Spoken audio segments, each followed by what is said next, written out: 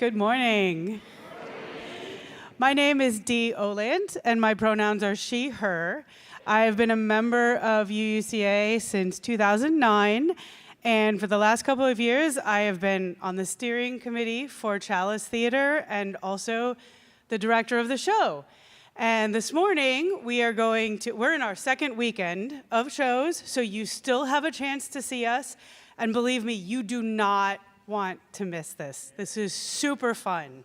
It's a really fun show, and it has a good message that we need in the world right now.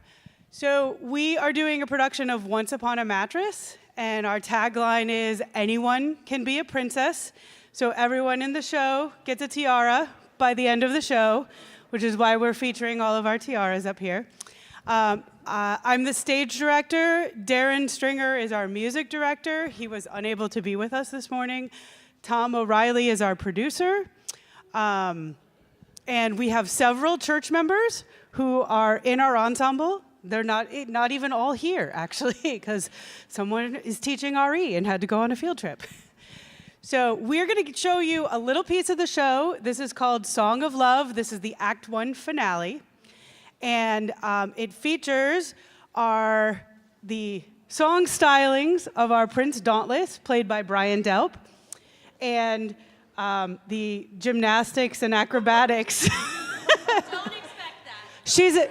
I gave her the instruction to be at about 30 to 50% for this morning. So if you want to see the full on, you have to come see the show. We have Rachel Hogan-Delp. And then over in the corner is our wizard, Tim Slattery, who is trying to undermine what Winifred is trying to do. And this is the point where she wins over the heart of Prince Dauntless and begins to win over the hearts of all the other people in the castle. All right, so enjoy. Come see the show. Tickets are for sale online or in the fellowship hall after the service.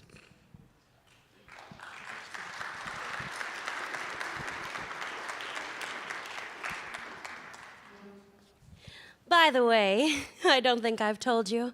My full name is Winifred the Woebegone, but Winifred's a little too formal. You can call me by my nickname. Winnie? Fred. Fred. What a beautiful name. So straight, so strong, so you. I like you, Fred. I like you. You're just saying those words to be kind. No, I mean it. I love you, Fred. He's out of his medieval mind. I'm perfectly sane and sound. I've never felt better in my life. Everybody, come and meet my incipient wife. Hi, it's me. I'm Fred. Nice to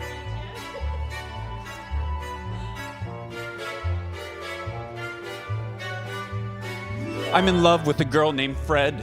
My reasons must be clear. When she shows you all how strong she is, you'll stand right up and cheer.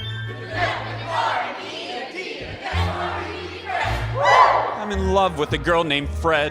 She drinks just like a lord. So come sing a merry drinking song and let the wine be poured.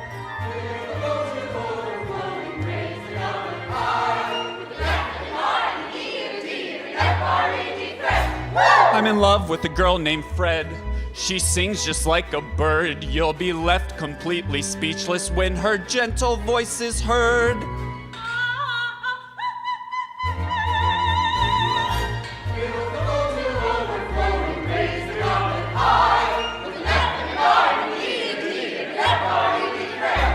I'm in love with a girl named Fred. She wrestles like a Greek. You will clap your hands in wonder at her fabulous technique.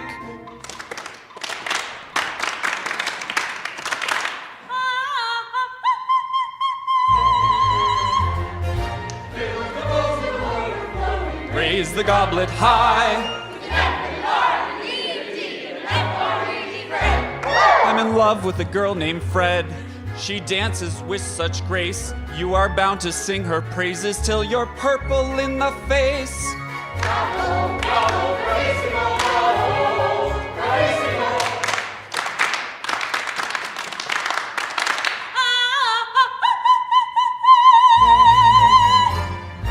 Fill the golden overflowing, raise the government high. With F and R and D and T and F-R-E-D, Fred. I'm in love with a girl named Fred.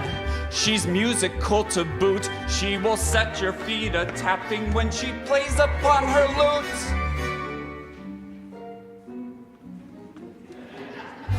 Bravo, bravo, bravissimo, bravo, bravissimo.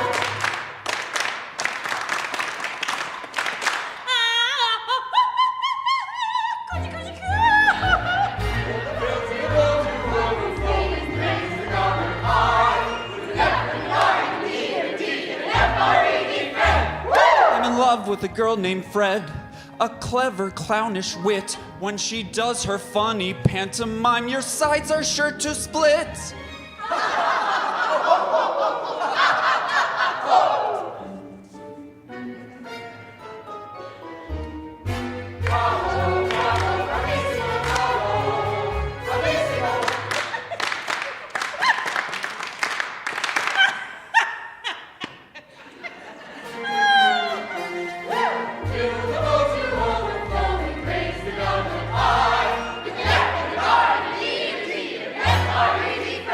I'm in love with a girl named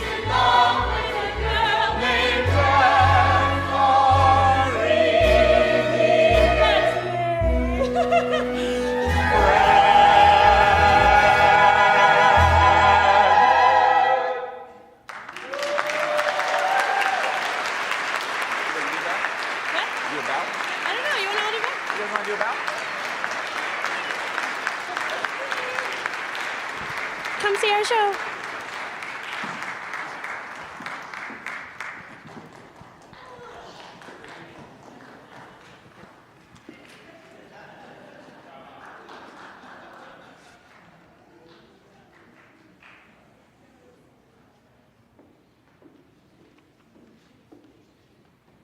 Bravo, bravissimo, Chalice Theater. What fun. Good morning, UUCA. My name is Dan Patterson. My pronouns are he, him, and I'm a member of the Board of Trustees. I'm impressed to see so many people in the pews this morning after springing forward 1 hour last night with the start of daylight savings. I felt that. At Unitarian Universalist Church of Arlington, we are a congregation of all backgrounds, races, genders, sexual orientations, and disabilities and abilities, both seen and unseen. Whether this is your regular Sunday destination or you're joining us for the first time, whether you're here in person or joining us online via the live stream, welcome and thank you for being here today. Today is a Mosaic Sunday, and you may be asking yourself, how does he know that and what does it mean? The how. The order of worship includes a graphic at the top right that lets you know that today is a Mosaic Sunday. And the what. The Mosaic is an online hub created by the Unitarian Universalist Association that provides resources and support to dismantle racism and oppression. It focuses on building multicultural communities through programs, trainings, and gatherings, fostering belonging and liberation. For this church year, the congregation established a goal to build on current anti-racism, anti-oppression, and multicultural work through trainings and other activities to link our spiritual growth to actions that build the beloved community. Last December, the board and church staff participated in separate facilitated workshops about anti-racism, anti-oppression, and multiculturalism using the Mosaic tools. And we found the Mosaic to be a useful and powerful resource that we are now starting to incorporate throughout all aspects of church life. Right now, more than ever, things like the Mosaic are essential as we plan and work for UUCA to be a place of refuge, resistance, and resilience. One announcement: after worship, the Circle of Community for Federal Employees, Contractors, and Grantees will be meeting in the boardroom to gather together in support. The boardroom is as you leave the sanctuary, you turn right, and it's down the hallway and will be on your right. Thank you.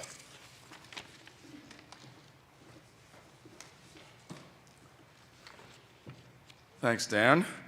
My name is Barry Finklestein. My pronouns are he, him, and I am your worship associate this morning.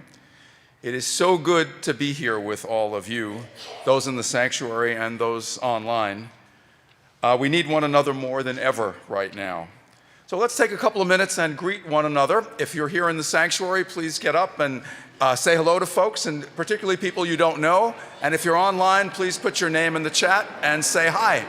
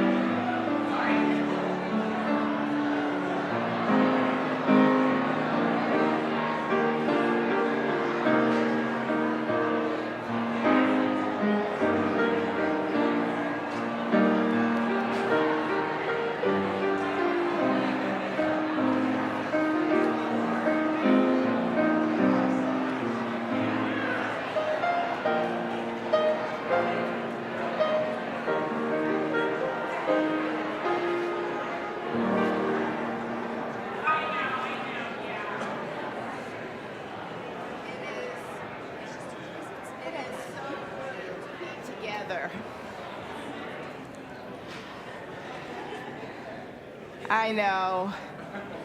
It's hard to stop chatting as we move from fellowship to worship. I'm the Reverend Roberta Finklestein, an almost completely retired minister. I was ordained by this congregation in 1992, and I've been so happy to return to the pews almost every Sunday. I use she, her pronouns, and I just want to say before we begin that, Reverend CTC often says something along the lines of, the world is on fire. And there's a temptation to try to do something about everything every Sunday. We can't do that. This service focuses on the theme of sanctuary and refuge. However, I have chosen for all of the readings by colleagues who identify as either transgender, queer, or gender nonconforming, just to mix a little bit of their voices into it. Our call to worship is called All That We Share is Sacred.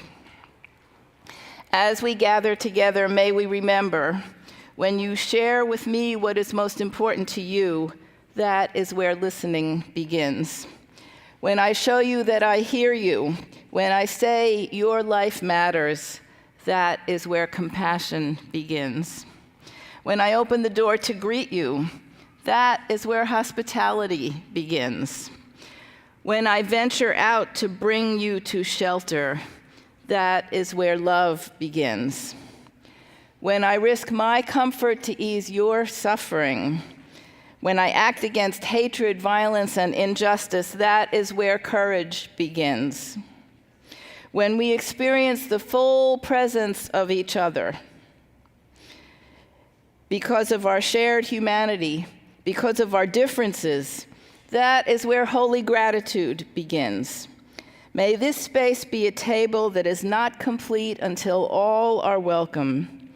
May this table be a space where together we create a series of miracles and where all that we share is sacred.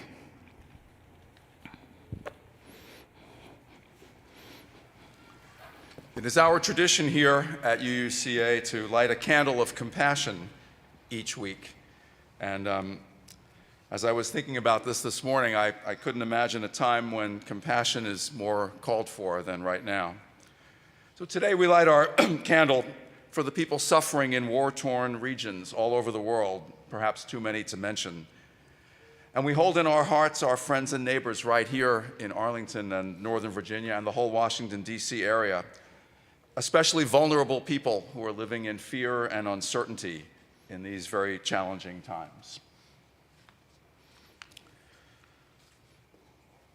We join together with Unitarian Universalist congregations all over the world in lighting a chalice, a symbol of our faith. Please join me in our chalice lighting words in your order of service. I'll read the first part, and then we'll join together in the second part. We gather together as a community of memory and hope to celebrate life and its infinite possibilities for love.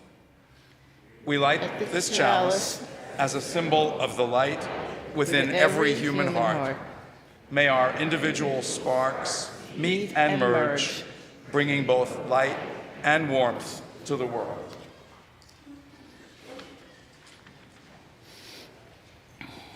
At this time, the choir is going to lead us through a tune called Shelter Me by Leah Morris. She's a native of the Baltimore area, but I believe is now based in Germany. She wrote this while on a train, listening to the rhythm of the train and thinking about this idea of safety and sanctuary. So the choir will sing it for you first, and then we'll invite you to join. The words are in your order of service. Oh, so I need the order of service.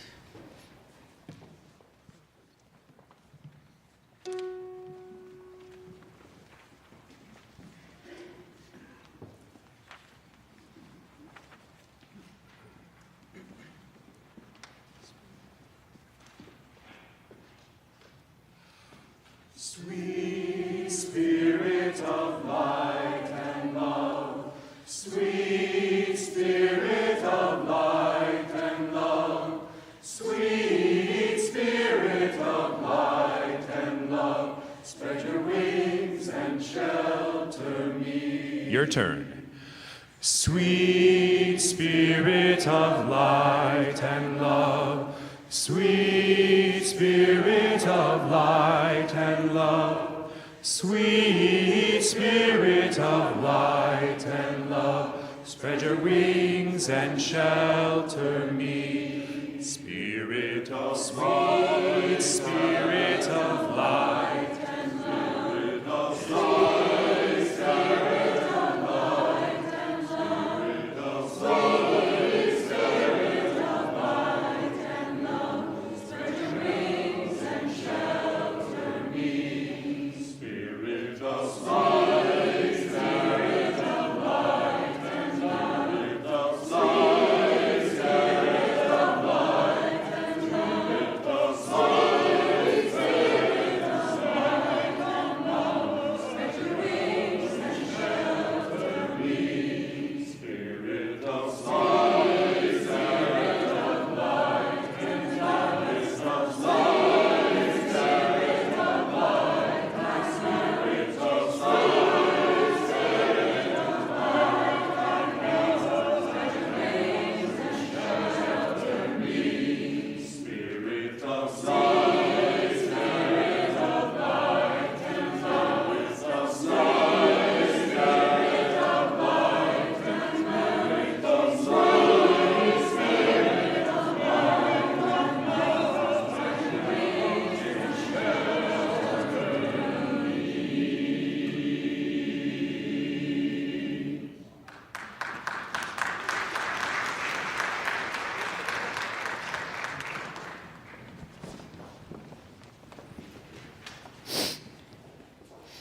And now I'd like to invite young people who might want to come closer to see the pictures in this book, come forward. If you would like to bring your grown-up with you, that's fine too. I'm going to sit in a chair instead of on the floor. because if I sit down on the floor, I would never be able to get up again. So this is a book about a cat and the family that the cat loved. It's also a book about a whole lot of other people showing love to a family that had to become refugees. Do you know what refugees are? No. Yeah. Refugees are people who have to hide and take cover from a big event. People who are in danger and have to leave and maybe find someplace safer. So this is called The Lost and Found Cat. And it is a true story. And there are very pretty pictures in it, and at the end there are actual photographs. So, late one night, a car drove out of the city of Mosul, which was a very dangerous place in Iraq. There was a war happening there, and the passengers were a mother and 4 daughters and 1 son. And they decided that they had to leave Iraq to be in a safer place. So there they are driving away. Now, they knew that their journey, their refugee journey, was going to be complicated, right? They were going to go in a car, and then they were going to have to walk, and then they were going to go in a bus, and then they were going to go on a boat, and then they were going to go on a plane. And so they knew that they couldn't bring very much with them. So they brought only food and 1 change of clothing and the basket with their beloved cat, Kunkush. Now, it's hard taking a cat on a journey like that, but they really wanted to do it. The car stopped after a couple of hours, and the family got out, and then they started the walking part of their journey. They walked for days and days, carrying their food and Kunkush. Whenever they stopped, they would take Kunkush and their basket into the woods and let Kunkush out so that he could play and go potty, right? And then pop him back into the basket. On the 4th day, that's 3 days of walking, all day, they arrived in a village where they had to hide in an apartment for several weeks until it was safe to move on. Now, Kunkush liked it in the apartment because he didn't have to be in the basket anymore. And Kunkush, as you can see, is a kitten, and he liked to play. See, he's playing with yarn. So he needed to be out of that basket. And then it was time to get on a boat to go to another country. Now, it was a very small boat, more of a raft, like a rubber raft. And it was designed to hold maybe 18 people. And there were so many people who tried to get on. The raft was too crowded, and it wouldn't go. And people kept saying, throw away your suitcases, throw away your baskets and your bags. But of course, they weren't going to throw away the basket with Kunkush on it. Finally, some of the people had to get off the raft and wait for the next one. But the family with Kunkush stayed aboard. It was a rough journey. It took 6 hours in this little rubber raft, and they were bumping up and down. And one of the things that happened is that the top of the basket broke. When they got to shore, they ran, the brother who had Kunkush's basket ran to shore and put the basket down and then went back to help his brothers and sisters. But Kunkush, who by that time was sopping wet and scared, popped open the broken top and ran away into the woods. There he goes. Oh no! While the rest of the passengers got off the raft and went on, Kunkush's family said, no, we can't leave without Kunkush. They stayed for days looking for him and calling him, and finally they realized they had to go without him. Now, it turns out that in this village, which was a fishing village, there was a whole colony of feral. Do you know what feral means? Wildcats, yes, and they lived on the dock, and the fishermen fed them. But they knew that Kunkush wasn't one of them, so they were mean to him. ooh, they hissed at him and chased him away, and he was getting hungrier and hungrier.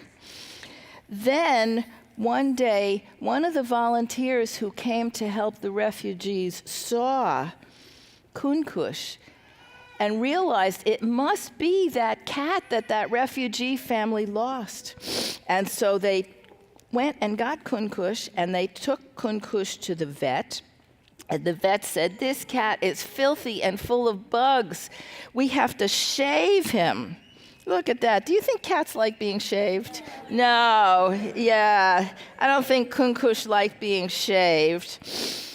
And then they had to give him a bath. Do cats like baths? No.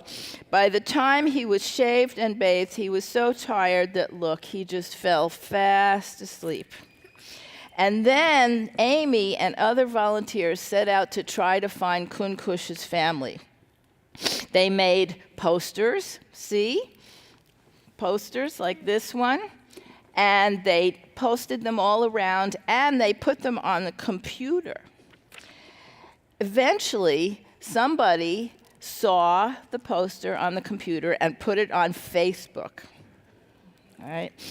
And they figured, well, most of the refugee families who came at that time went to Germany. So let's take Kunkush to Germany and see if we can find their family. So they bought him this really nice carrier, and another helper agreed to take him to Germany. Well, it turns out that getting on the airplane to Germany was a little bit hard because there are rules about how big a carrier you can have and how big an animal you can have. And the airplane people said, nope, that carrier is not big enough for that cat. You have to have a carrier big enough so that the cat can turn completely around. That's not big enough. Now, do you think Kunkush understood those words? Because just then, Kunkush stood up and turned all the way around in his carrier. And the airplane people said, okay, I guess you can get on the plane.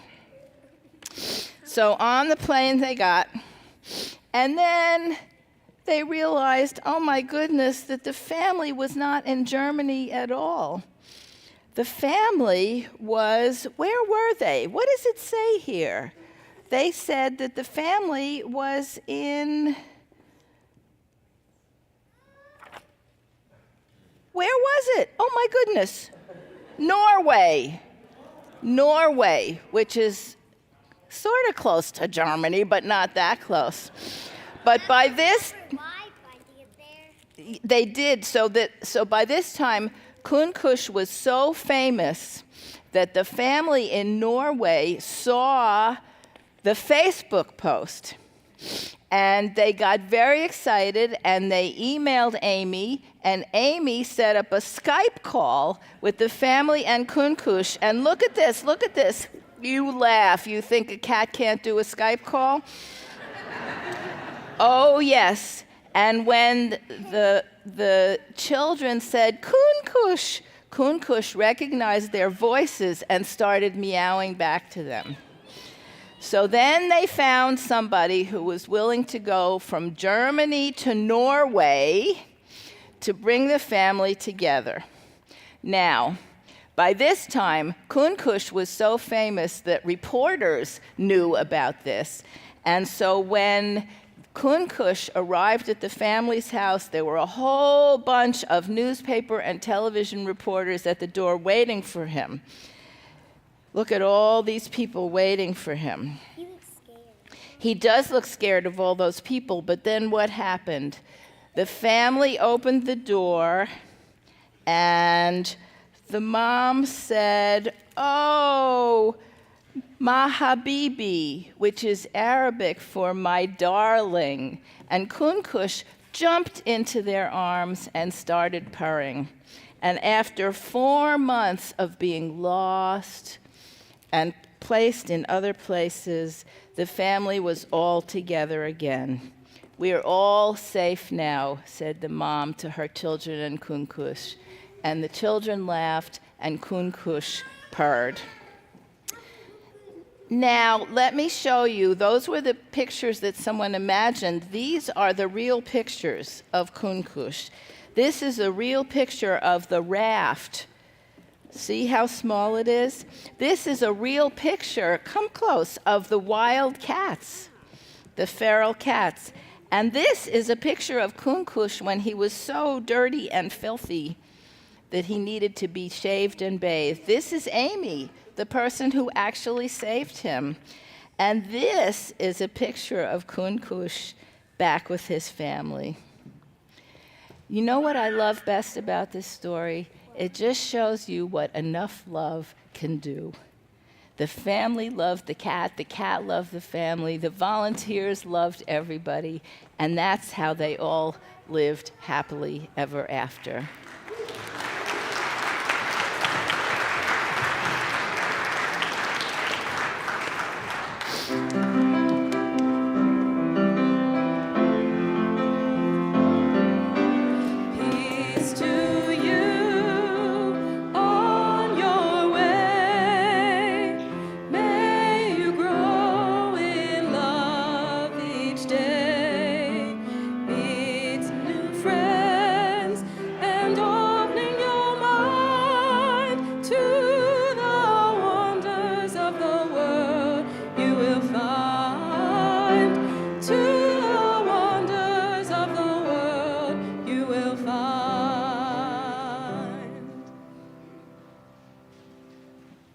And now I invite you into some moments of meditation or prayer as it is most meaningful for each of you with these words by the Reverend Lynn Cox. This is called The Courage to Continue on the Journey.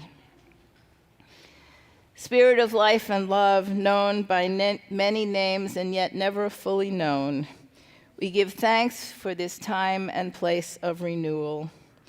We give thanks for the ability to begin again after the disaster, after the tragedy, after the loss, after meeting the challenge set before us. Grant us the courage to continue on the journey, the courage to speak for the well-being of others and ourselves and the planet. May we forgive each other when our courage falls short, and may we try again. Grant us hearts to love boldly, to embody our faith and our values in living words and deeds. May our hearts be open to embrace humility, grace, and reconciliation. Grant us the ability to learn and grow, to let the spirit of love and truth work its transformation upon us and within us. Grant us the spirit of hospitality, the willingness to sustain a fitting dwelling place for the holy that resides in all beings. Grant us a sense of being at peace in the world, even as we are in motion. Let us cultivate together the strength to welcome every kind of gift and all manner of ways to be on the journey together. To this we add the silent prayers of our hearts.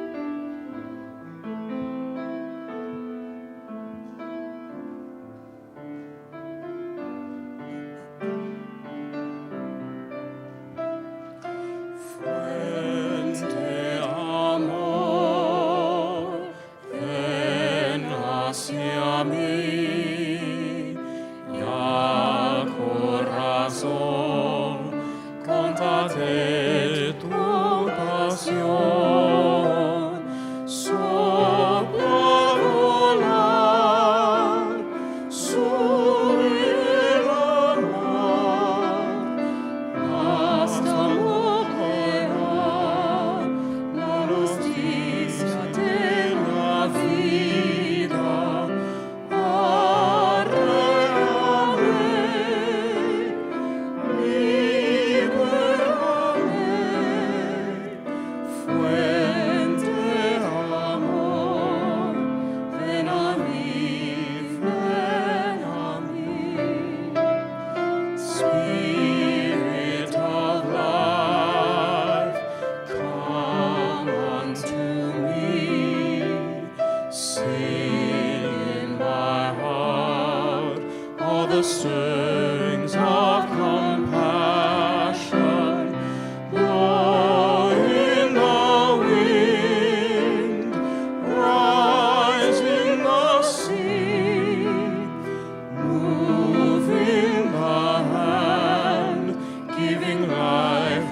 shape of justice, roots of good cause, wings set me free, Spirit of life, come to me, come to me.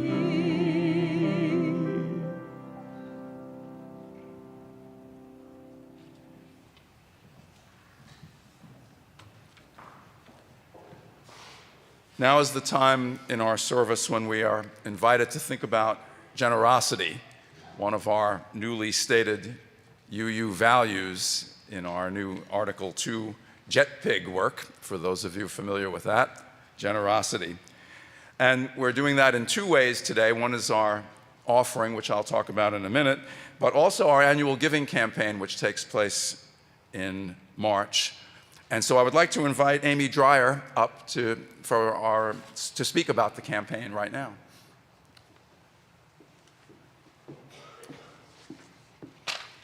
Good morning. I am Amy Dreyer.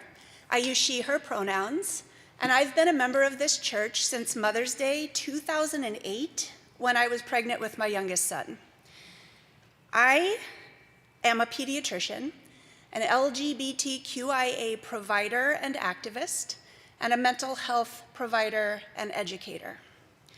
The annual campaign slogan this year, as you may have heard, is Refuge, Resilience, Resistance, all of which this church has provided to me.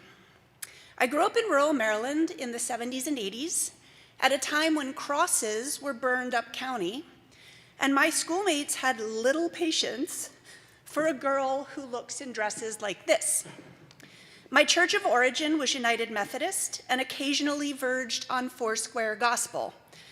If you asked around the pews, you'd hear that the preaching we heard was the only truth, and any others were misguided at best and evil at worst.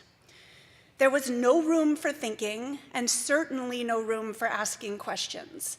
I know because I tried. When I got to Northampton, Massachusetts for college, one Sunday I sought community and some room to think at the UU church in town. When the man in the pulpit introduced himself as a rabbi, I know I looked like that head exploding emoji. A rabbi in a church?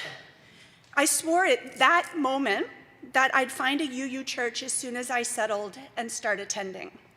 16 years later, I moved 3/4 mile north of here and walked through those doors a few weeks later.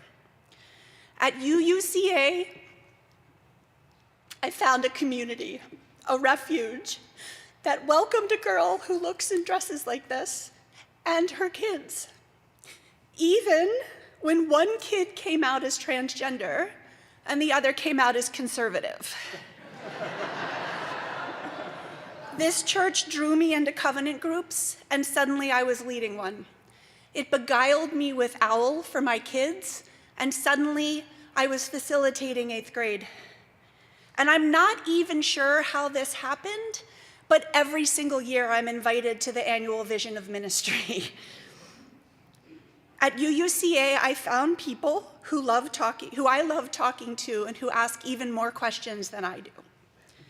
7 and 9 years after that, I ended up in the ICU having cheated death. My friends from this church showed up for me. In the hospital, they came to make me laugh.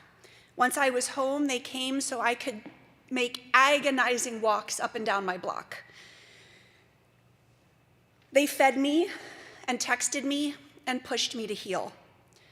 Then some years later, they showed up at my dad's funeral an hour and a half north of here, unasked, unexpected. Because of them, I survived. This church offered me resilience. And about teaching OWL, what I learned as a facilitator, both from the kids and from the curriculum, formed the germ for where my career has carried me. I first networked here to find out what transgender kids and LGBTQIA kids and their families wanted from their pediatrician.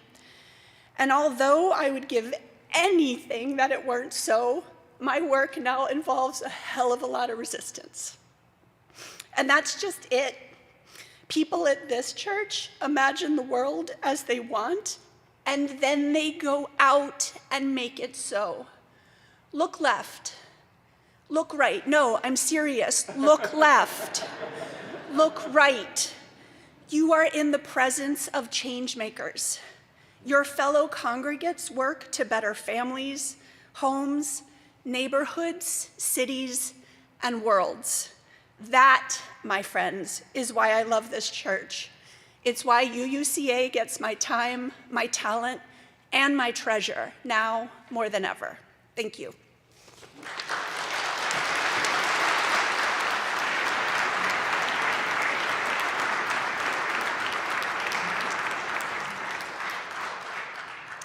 Thank you, Amy. Well, I became a UU within about 3 minutes of walking through these doors in 1981 and have seen so much of what this church community is capable of doing. And it has been truly transformative for me and my family. And I will say, and I know whereof I speak about this, that UUCA is a generous community. And it's evidenced by all that you see around you here and all that we do together. All of it made possible by the generosity of our members and friends. That is all of us, all of you. In these perilous times, we are called to encourage, inspire, and challenge one another, and to serve the larger community. You've probably noticed the large numbers of visitors that we've had each week, and new members we welcomed just a few weeks ago, indicators of how important this community is right now.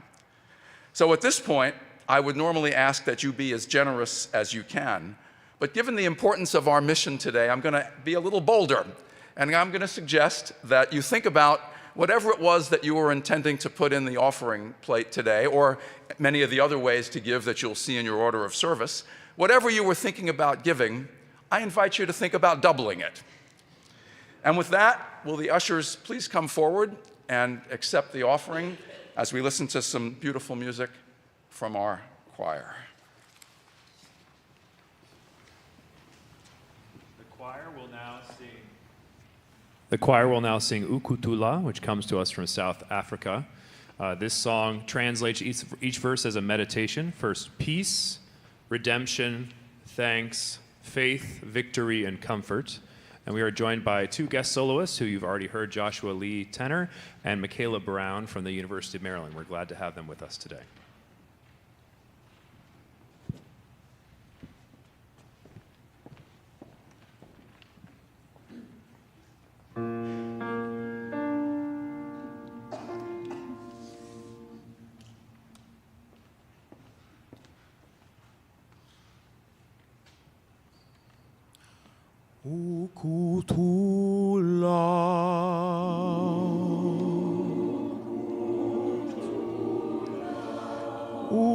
Ukutula kulom raba wezono,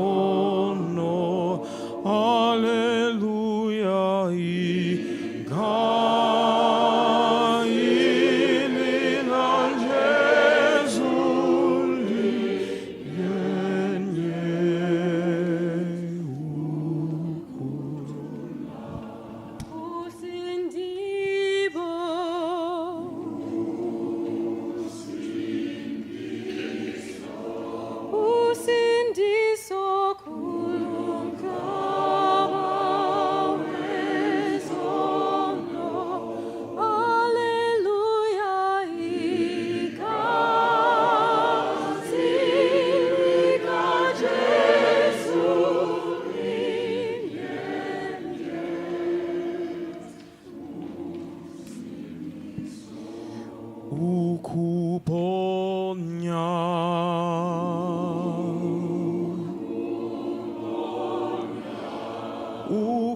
Ukuponya kulon raba wezono, Alleluia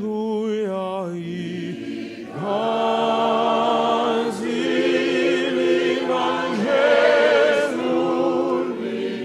yenye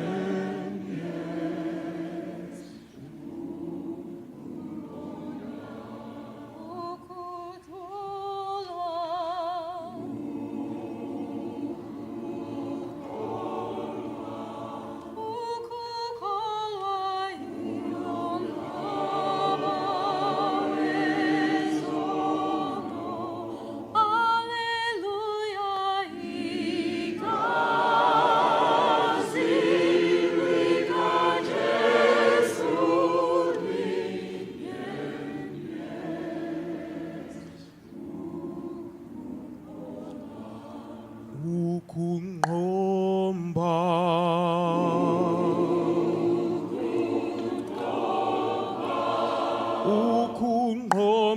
kulon lapha wezono. Alleluia, igazi lika Jesu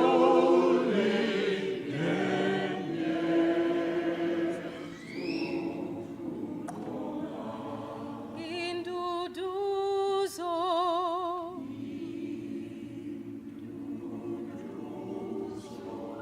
Induduzo kulom flava wesono. Alleluia, igazi lika Jesu yes.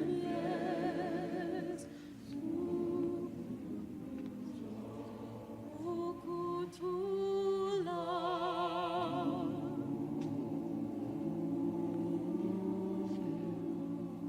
Ukutula kulom flava wesono. Alleluia, igazi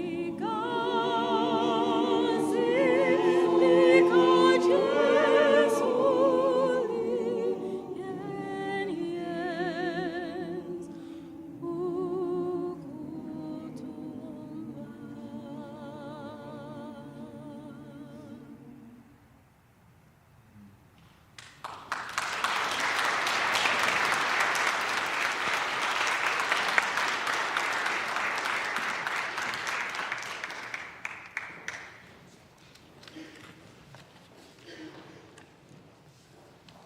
Among our many gifts here, we are so blessed with the gift of beautiful music. Thank you, choir and David. Will the ushers come forward with the offering so that we can all join in blessing it?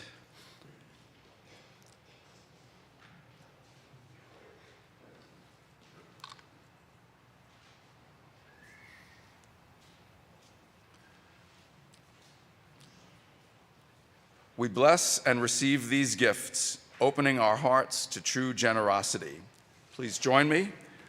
Let us be grateful when we give, be it time, talent, or a treasure. Let us be grateful for our needs and the experience of vulnerability. Let us be grateful for those who share their gifts to nurture this congregation. Our reading this morning is How to Survive the Apocalypse by the Reverend Sean Parker Dennison. First, learn to listen, not only for enemies around corners and hidden places, but for the faint footsteps of hope and the whisper of resistance. Hone your skills, aim your heart toward kindness, and stockpile second chances. Under the weight of destruction, we will need the strong shelter of forgiveness and the deeper wells that give the sweet water of welcome. We have a place for you. When the world ends, we must not add destruction to destruction, not accept a beggar's bargain to fight death with more death. In order to survive the apocalypse, any apocalypse at all, we have to give up the counterfeit currency of self-sufficiency, the mistaken addiction to competition, the lie that the last to die has somehow survived. So ends the reading.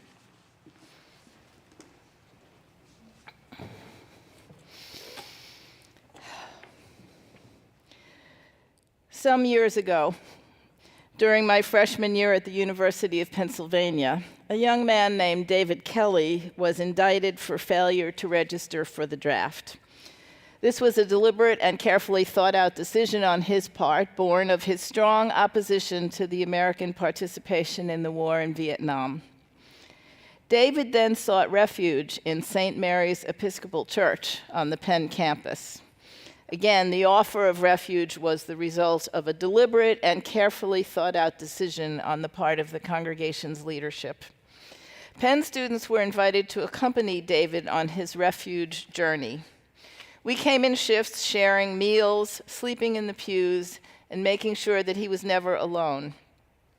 We were also briefed on what to do should federal agents make the almost unimaginable at that time decision to violate the sanctuary status of the church. It was my first training in nonviolent resistance. One piece of that training that I still remember vividly is what to do if we happened to be the person who first spotted law enforcement approaching. We were not to yell or panic. We were to begin to sing a song by Joan Baez called "Carry It On." Whenever we heard one person begin to sing, the rest of us were to join in.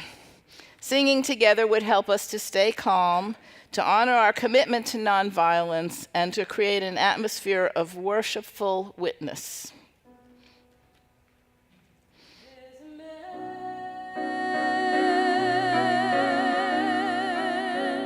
By my side walking, there's a voice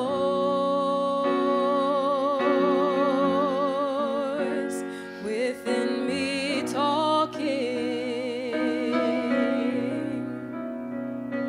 There's a voice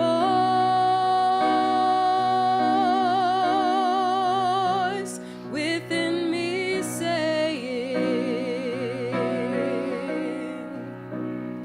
carry on,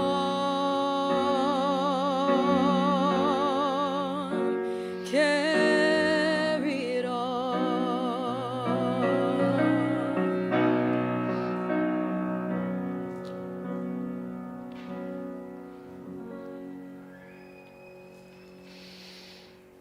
That was the song.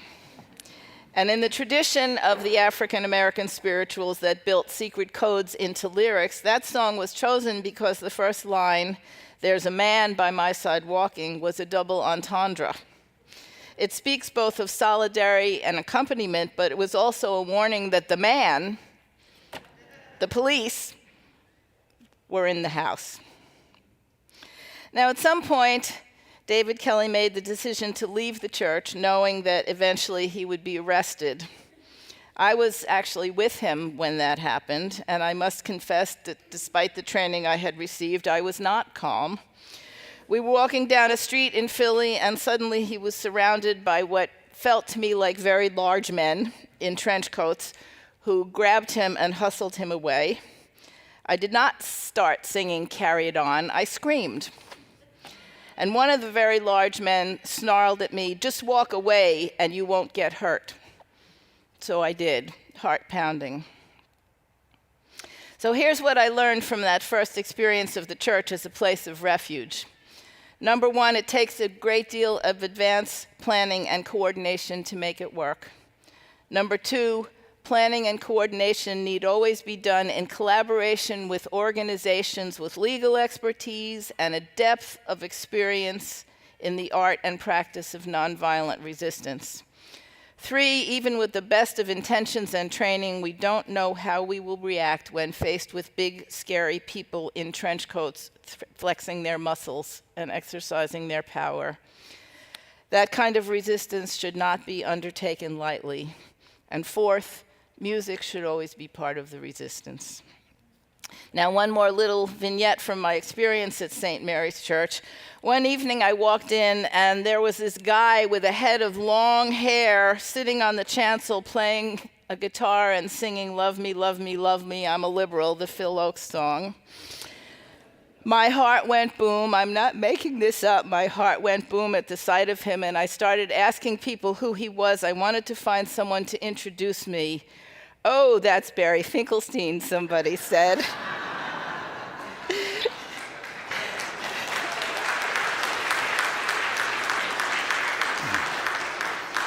And the rest is history.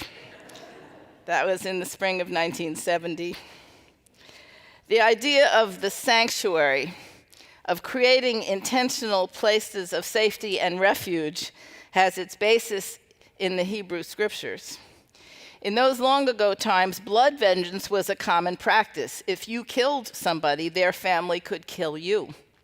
However, The sages recognized that manslaughter, the accidental taking of a life, was more complicated. So they created cities of refuge where a person who had accidentally taken the life of another could plead their case.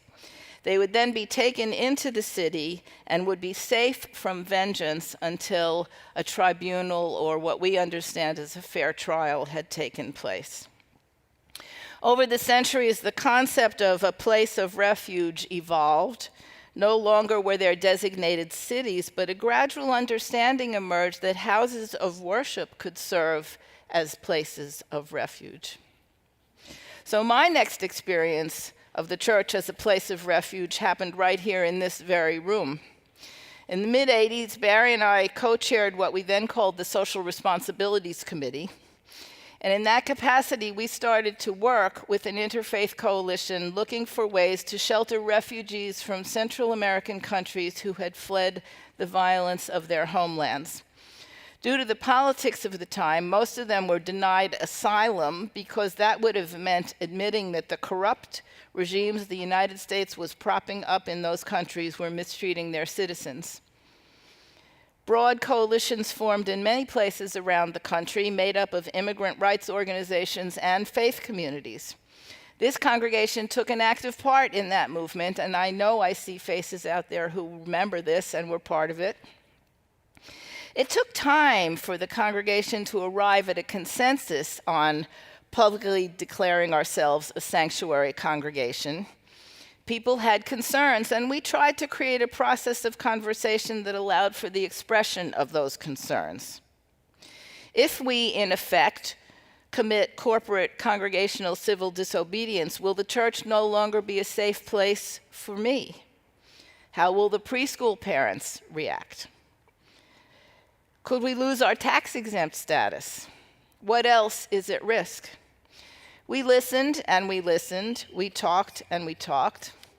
I think the most effective work we did in that consensus building was not through formal educational programs, although there were plenty of them, but through casual one-on-one conversations at social hour. Lou Ferrand, of blessed memory, encouraged us to circulate at all church events and start conversations about the proposed sanctuary. We gave people permission to express their doubts and fears, to ask their questions, and to work through their concerns. Now, many years later, Dan Hotchkiss, a congregational change consultant, would identify what he called the whisper campaign, those informal but intentional conversations, as an incredibly effective tool for implementing change in a congregation. The whisper campaign worked for us. The congregation voted to declare itself a sanctuary. A letter signed by the minister and the board chair went off to the Attorney General of the United States. And one evening, we welcomed Alicia into the sanctuary. I still remember standing right here and saying, Alicia, bienvenida a nuestra iglesia. Here's what I learned from that experience. I saw firsthand the power of genuine interfaith collaboration, first of all. Not all the congregations that signed the Sanctuary Declaration were able to physically house refugees. Some acted in supporting roles, but all were fierce in their determination to act morally in the face of our government's immoral policies.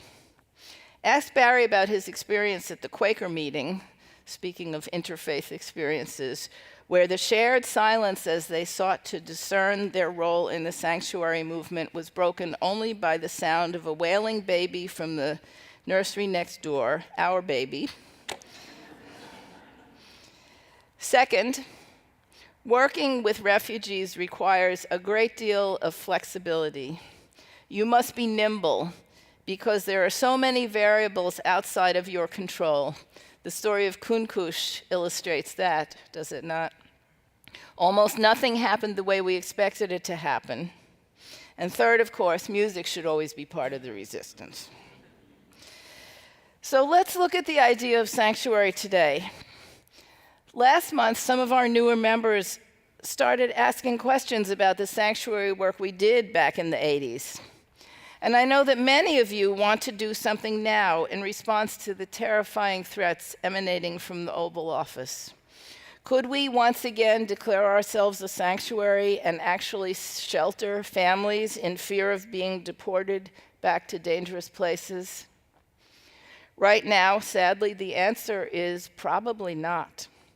Because one of the recent actions of the Republican president was to rescind the sensitive locations policy put into place earlier.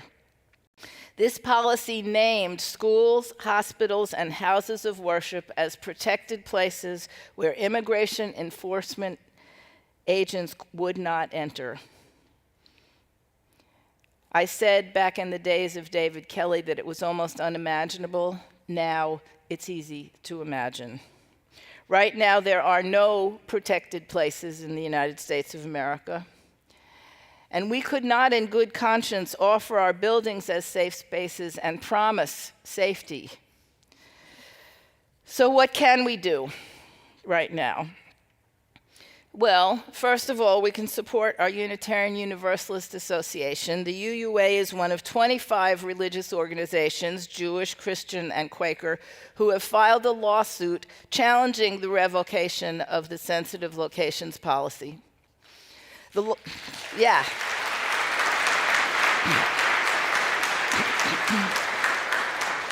The lawsuit claims that ministries of our various faith communities will be significantly and negatively impacted. That claim is based on the First Amendment, which guarantees that there will be no governmental interference with the free expression of our various faiths, and the Religious Freedom Reformation Act, RFRA, which protects religious groups from disruption to worship and ministries. Now, it's going to take a while for the lawsuit to make its way through the various levels of our judicial system. So what can we do in the meantime? You will find in the back of the room on all the tables, including the welcome table, an insert that provides links with more information about the lawsuit. And while we are waiting for resolution, it provides information about other things that you can do. Almost every progressive commentator I have read in the past month has said pretty much the same thing. While continuing to resist the abuses of power happening at the highest levels of government right now, it is essential that we support enthusiastically and robustly organizations working at the state and local level. Why? James Luther Adams, one of the preeminent UU theologians of the 20th century, made it his life's work to examine and amplify the role of what he called voluntary associations. Adams noted that there is always a creative tension between excessive individualism, something that Unitarian Universalists have occasionally been guilty of, and collective authoritarianism. Hello. Voluntary associations, Adams claimed, are the intermediary structures that keep individualism and authoritarianism in balance. Anytime that balance is disrupted, it behooves us to pay close attention to those intermediary structures. Houses of worship, book clubs, charitable organizations, all need to be nurtured and supported at this time because in addition to fulfilling their stated missions, they are saddled with the incredibly hard job of bringing our unbalanced nation back into balance. Now, one thing I'll tell you about James Luther Adams is that when he was beginning his career as a minister and theologian, he went to Germany to study theology. He was there in 1939. He saw firsthand what can happen when collective authoritarianism gets the upper hand. And he came home convinced that the way for our nation to avoid that fate was to support those voluntary associations. So what each of us is called to do in this troubling time is to identify the particular voluntary associations that we feel are most important and support them more robustly than ever with our time, our talent, and our treasure. Have you been meaning to finally volunteer in an organization addressing food insufficiency in your community? Now is the time. Need I even name the organizations that are fighting mightily to hold the line against authoritarian incursion, like the ACLU, the Committee to Protect Journalists, Planned Parenthood, GLBTQ advocates and defenders? What others? Call them out. yeah. Indivisible. You all know the answers to that questions. On that handout I talked about, we have listed a number of local organizations that are working directly with migrant communities in Arlington, Alexandria, and Fairfax, providing legal assistance, financial, and other support. They could all use your time, talent, and treasure. This is what the handout looks like. You'll find it all over the tables in the back. And then I want to call your attention to these little red cards. These are a phenomenally successful tool in educating refugees about their rights. One side explains those rights in simple, easy-to-follow language. This one is in Spanish, no abra la puerta, right? The other side, in English, is designed to be handed to an immigration officer. It says, I do not wish to speak with you, answer your questions, or hand any documents on my Fifth Amendment rights under the United States Constitution. These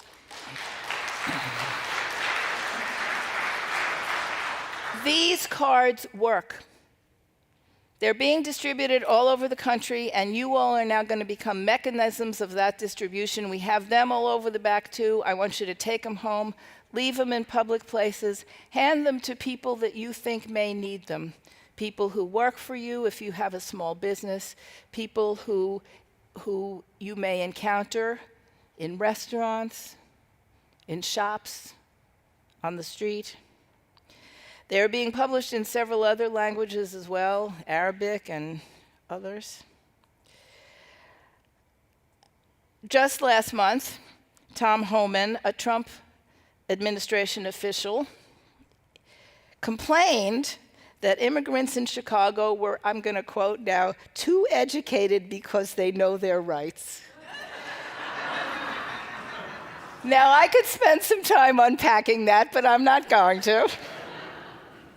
So take a pile of these cards home with you and make sure that everyone you know is also too darn educated and knows their rights.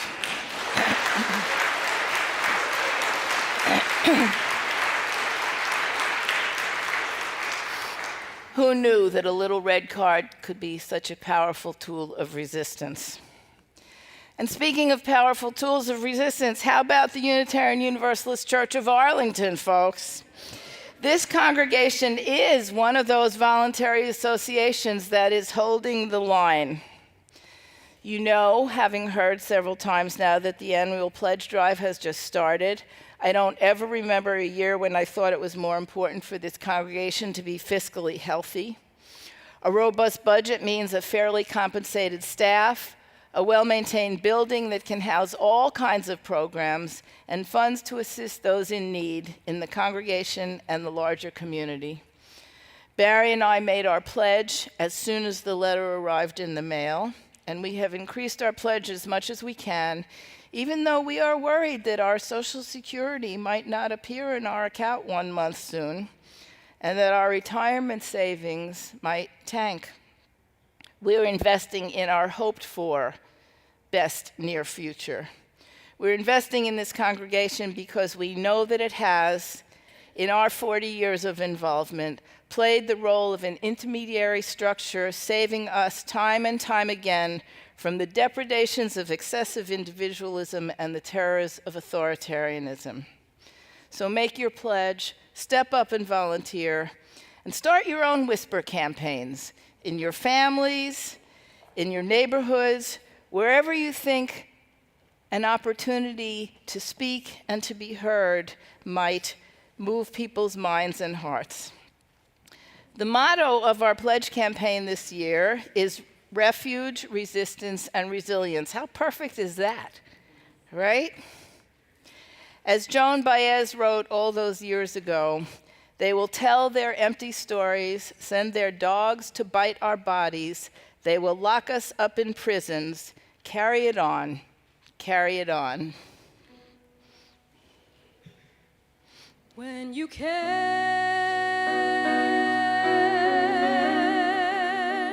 go on any longer, take the hand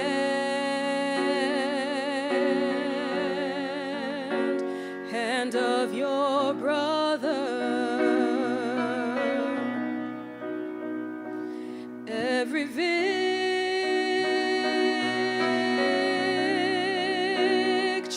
brings another. Carry it on. Carry it on. Carry on. Carry it on.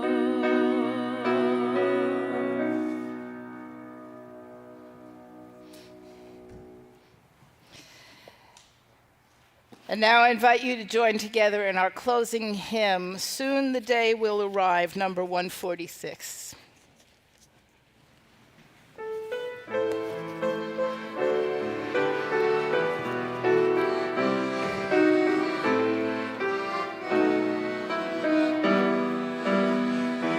Soon the day will arrive when we will be together, and no longer will we live in fear.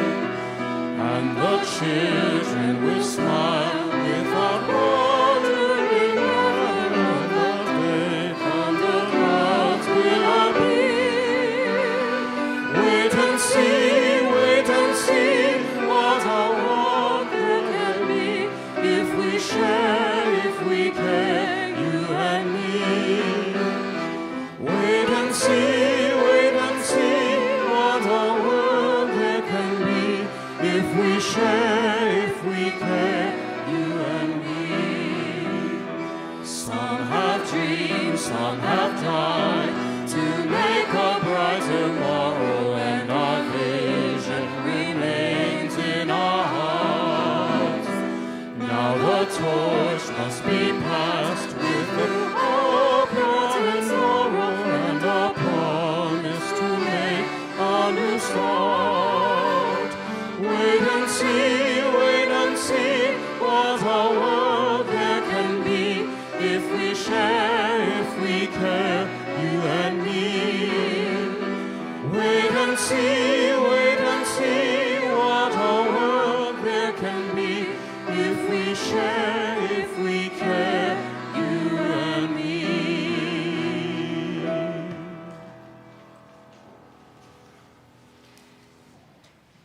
And as I extinguish the chalice, let us speak in one voice the words printed in your order of service. We extinguish this chalice. It represents. These we carry with us, bringing our sparks of light to the world. And a final word of benediction from Sean Parker Dennison. This is called P.S. It's a P.S. to what Barry read before. We almost forgot. It is important to remember this world is ending. We cannot stop it. And only if we find we are the same, angel and human, only if we find our common hope will it begin again. Let it begin again here in this sanctuary. Amen.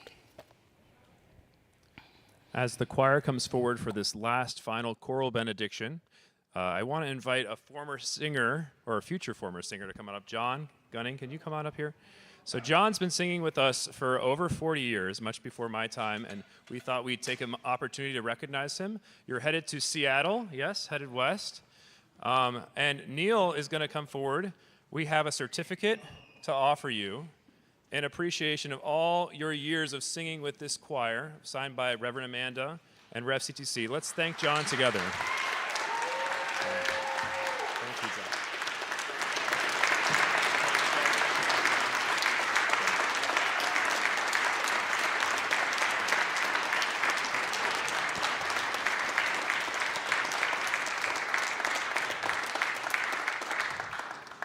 So thank you, John. We'll celebrate a little this afternoon. The choir has a potluck planned. Our last piece is by Amy Beach, the first American composer, female composer of a symphony in 1896. So in honor of Women's History Month, we sing her Peace I Leave With You, and we'll dedicate it to John.